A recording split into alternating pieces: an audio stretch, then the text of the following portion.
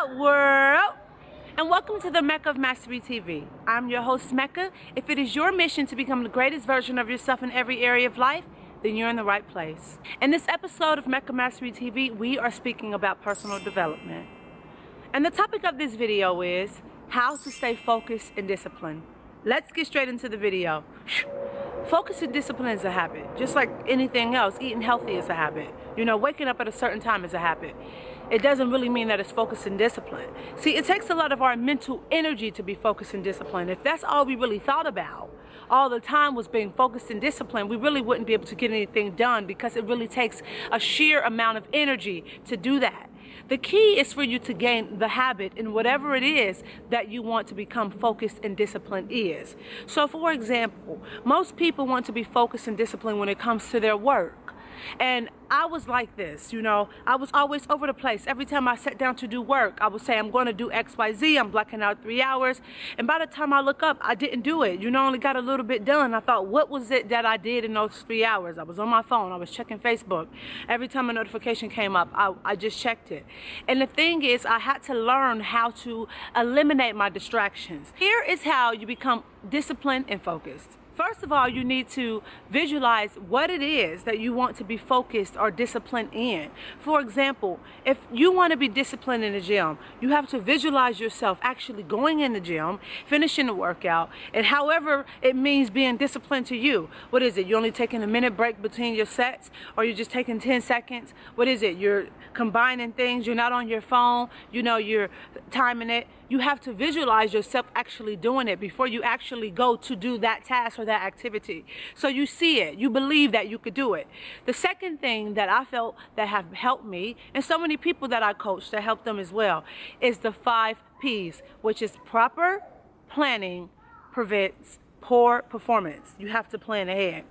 So for example, I plan ahead every day for the next day. I plan ahead every week for the next week. I plan every month for the next month.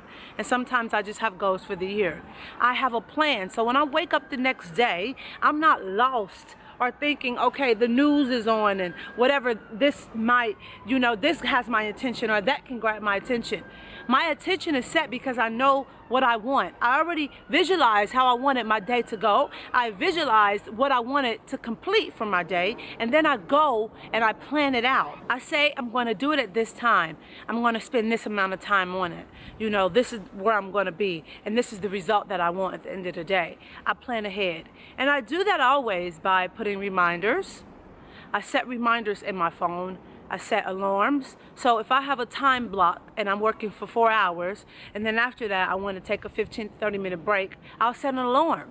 But also, while I'm working, the key is, while I'm going to go ahead and say, look, this is what I want to do, and I'm going to plan ahead, then I set my intention. What is the intention that you want out of this activity? What is the intention behind it? Why do you want to, you know, be disciplined in it? Why are you doing it for, you know, anyway? Because it's hard for us to be focused in something or on something if we don't even know the intention and why we intend to do it. What is the reason behind it all? The reason has to be greater than ourselves. So when you know why you're doing it, it's easier for you to stay focused on it, even if it's boring or anything. So, but then the next part is to cut out all distractions. What I do is, for example, let's say when I'm editing videos, and it takes me about 4 hours to edit a series of videos because I film in bulk, I will go and sit down at a coffee shop and I will block out 4 to 5 hours. When I do this, I will make sure that I cut out all distractions and I'm prepared. So I'll have my laptop with me. I'll turn off all notifications on my laptop. So no email pop-ups, no messaging or things like that.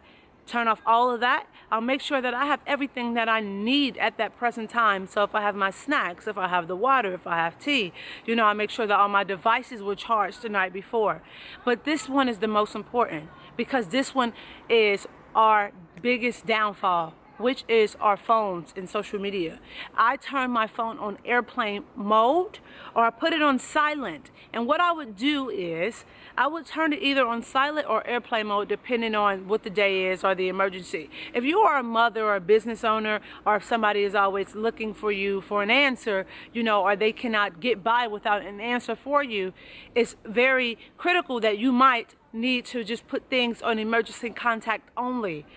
But then, really, nothing is really that big of an emergency, especially if you have to get something done and it's important to you. The way that you gain the discipline and focus in your life is by really eliminating all distractions and zeroing in on whatever task and activity that you are working on at that time.